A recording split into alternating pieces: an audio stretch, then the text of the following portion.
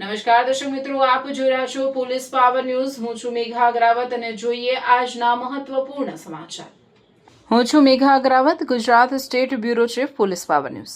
આજના પ્રાઇમ ટાઈમમાં વાત એક એવા ગેંગની જે સોશિયલ મીડિયાની મિત્રતાનું માધ્યમ નહીં પરંતુ બ્લેકમેલનું હથિયાર બનાવી બેઠો હોવાનો પોલીસનો દાવો છે।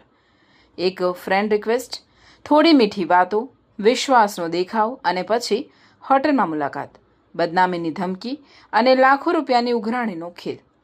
શું સોશિયલ મીડિયા હવે મિત્રતા કરતાં વધુ જોખમ બની રહ્યું છે?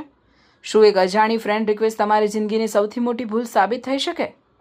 આવા અનેક સવાલો વચ્ચે હિંમતનગર ગ્રામ્ય પોલીસે હની ટ્રેપ અને બ્લેકમેલિંગના કેસમાં 10 આરોપીઓને ઝડપી પાડ્યા હોવાનો દાવો કર્યો છે। ચાલો જાણીએ સમગ્ર ઘટનાક્રમ માત્ર પોલીસ પાવર ન્યૂઝ પર। સાબરકાંઠાના હિંમતનગરમાંથી સામે આવેલો આ કેસ માત્ર એક પોલીસ કાર્યવાહી નથી પરંતુ સમગ્ર સમાજને ચેતવણી આપતો એક ગંભીર સંદેશ છે। પોલીસના જણાવ્યા મુજબ આરોપીઓએ સોશિયલ મીડિયાને ગુનાહિત કાવતરાનું માધ્યમ બનાવી દીધું હતું। સૌપ્રથમ ફેસબુક પર મોકલાતી ફ્રેન્ડ રિક્વેસ્ટ, પછી મીઠી મીઠી વાતો, ધીમે ધીમે વિશ્વાસ જીતવાની કોશિશ અને જ્યારે સામેની વ્યક્તિ સંપૂર્ણ વિશ્વાસમાં આવી જાય ત્યારે તેને હોટેલ કે અન્ય ખાનગી સ્થળે મળવા માટે બોલાવવામાં આવતો અને ત્યારબાદ પોલીસના જણાવ્યા મુજબ શરૂ થતો હતો અસલી ખેલ। ખોટા કેસમાં ફસાવી દેવાની ધમકી, સામાજિક બદનામીનો ડર, પરિવાર સામે સત્ય બહાર આવી જશે તેવી માનસિક દહેશત અને પછી મોટી રકમની માંગણી। પોલીસના જણાવ્યા મુજબ ભયનો માહોલ ઊભો કરીને પૈસાની ઉઘરાણી કરવામાં આવતી હતી। પોલીસની કાર્યવાહી આ પ્રકારની પ્રવૃત્તિ અંગે મળેલી ચોક્કસ બાતમીના આધારે હિંમતનગર ગ્રામ્ય પોલીસે વિશેષ ટીમ બનાવી કાર્યવાહી હાથ ધરી।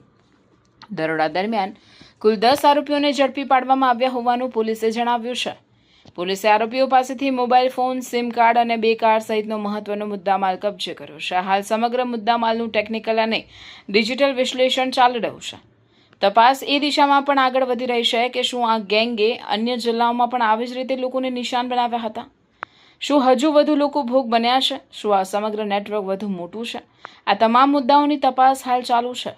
પોલીસની જનતાને અપીલ, આ સમગ્ર કેસમાં પોલીસ દ્વારા ખૂબ જ મહત્વની જાહેર અપીલ પણ કરવામાં આવે છે।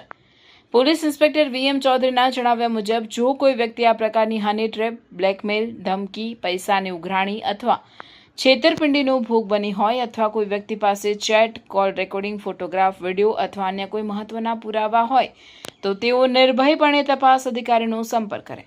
પોલીસે ખાતરી આપી છે કે માહિતી આપનાર વ્યક્તિની ઓળખ સંપૂર્ણપણે ગુપ્ત રાખવામાં આવશે। વિશેષ સંપાદકીય સંદેશ। દર્શક મિત્રો, આજના સમયમાં મોબાઈલ માત્ર વાતચીતનું સાધન નથી, તે આપણી ઓળખ, આપણી માહિતી અને ઘણીવાર આપણી નબળાઈઓ સુધી પહોંચવાનો રસ્તો બની ગયો છે। દરેક ચમકતી પ્રોફાઇલ સાચી હોય એવું જરૂરી નથી, દરેક સ્મિત પાછળ સચ્ચાઈ હોય એવું પણ જરૂરી નથી। સોશિયલ મીડિયામાં થતી મિત્રતા ક્યારેક જીવનની સૌથી મોટી મુશ્કેલીમાં ફેરવાઈ શકે છે। તેથી અજાણી ફ્રેન્ડ રિક્વેસ્ટ સ્વીકારતા પહેલા 100 વખત વિચારજો। વ્યક્તિની ઓળખ ચકાસ્યા વગર ક્યારેય ખાનગી સ્થળે મુલાકાત નક્કી કરશો નહીં અને જો કોઈ ધમકી આપે તો પૈસા ચૂકવવાને બદલે સીધો કાયદાનો સહારો લો, કારણ કે ડર ગુનેગારની સૌથી મોટી તાકાત છે અને હિંમત જ કાયદાની સૌથી મોટી શક્તિ છે। જો આપ આ પ્રકારની કોઈ ઘટનાના ભોગ બન્યા હોય તો તરત જ સંપર્ક કરો હિંમતનગર ગ્રામ્ય પોલીસ સ્ટેશન, જિલ્લા સાબરકાંઠા। તપાસ અધિકારી, સંપર્ક number 6359626903, cyber helpline 2930, police emergency 112। હની ટ્રેપ, બ્લેકમેલ અને સોશિયલ મીડિયાના દુરુપયોગ સામે કાયદો હવે વધુ સક્રિય બની રહ્યો છે। આ કેસની તપાસ હજુ ચાલુ છે અને પોલીસના જણાવ્યા મુજબ આગળ વધુ મહત્વના ખુલાસા થવાની શક્યતા છે। આરોપીઓ સામેના આરોપોની સત્યતા અંગે અંતિમ નિર્ણય અદાલત પુરાવાના આધારે રહેશે।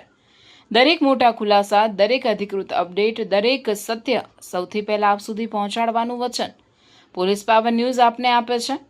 હું છું Megha Agravat, Gujarat state bureau chief, Police Power News. નમસ્કાર, જય હિન્દ, જય ગુજરાત।